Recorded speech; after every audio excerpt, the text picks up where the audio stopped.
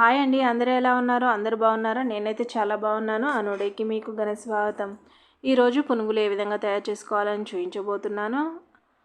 Carrot, కొత్తిమీర, అలాగే ఉల్లిపాయలు, కొంచెము దోసపిండి ఉన్నప్పుడు అందరికీ సరిపోయేలా వేసుకోవాలంటే ఈ విధంగా మీరు ట్రై చేయండి. నేను ఈ విధంగానే ట్రై చేస్తూ ఉంటాను. కొంచెం కొత్తిమీర, ఉల్లిపాయలు అవన్నీ వేసేసుకోండి ఈ డబ్బాలోకి. మళ్ళీ వేరే గిన్నె తీసుకునే అవసరం లేకుండా ఇడ్లీ పిండి గిన్నె అనేది ఉంటుంది కదా, దాంట్లోకి వేసుకోండి.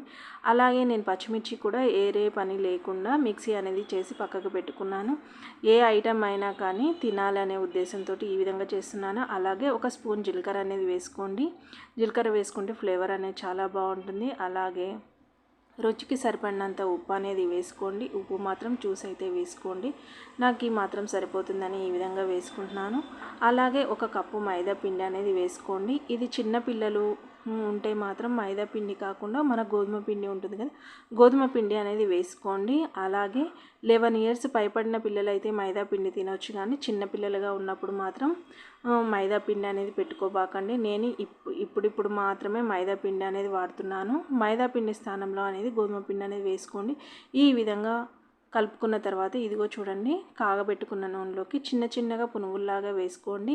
పిల్లలు ఎంతో ఇష్టంగా తింటారు.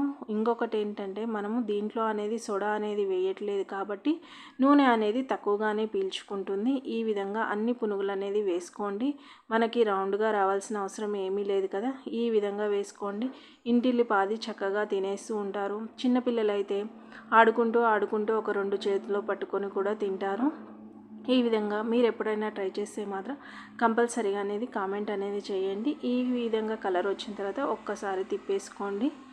ఈ విధంగా ఎప్పుడైనా మనం చేసుకొని తినవచ్చు. ఇది ఈవినింగ్ స్నాక్స్ కానీ లేదంటే మార్నింగ్ బ్రేక్ఫాస్ట్లో కానీ దీంట్లో ఏం చట్నీ ఏం అవసరం లేకుండా ఈ విధంగా తయారు చేసుకోండి. అలాగే ఈ విధంగా వేగిన తర్వాత నేను టిష్యూ పేపర్లోకి అనేది తీసేసుకుంటున్నాను. చూడండి, ఈ విధంగా ఏదైనా నూనె ఉంటే కూడా ఈ టిష్యూ పేపర్ అనేది అంటుకుపోతుంది కదా, ఎంతో హెల్తీగా అండ్ పిల్లలు ఏమి ఏరే అవసరం లేకుండా చక్కగా ఈ విధంగా అనేది చేసి పెడుతూ ఉండండి. అప్పుడప్పుడు నూనె ఎక్కువగా తింటే కూడా తప్పేం లేదు కదా. బయట తినే ఫుడ్ కన్నా మన ఇంట్లో చేసుకొని మన చేత్తో చేసుకునే ఫుడ్ ఏమీ ఉండదు కదా.